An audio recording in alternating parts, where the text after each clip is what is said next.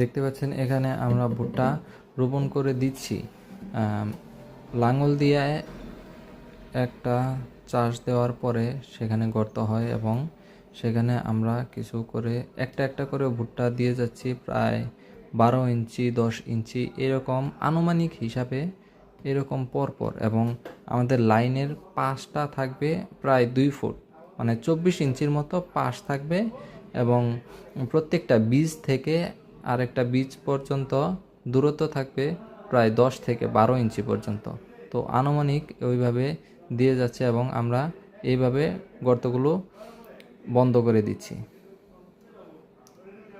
পরবর্তীতে এই বন্ধ করে দেওয়ার পরে সেখানে মই দেওয়া হবে, যাতে ক্ষেতগুলো বা জমিটা সমান হয় এবং পরবর্তীতে পানি নিষ্কাশন এবং সেচ দিতে যেন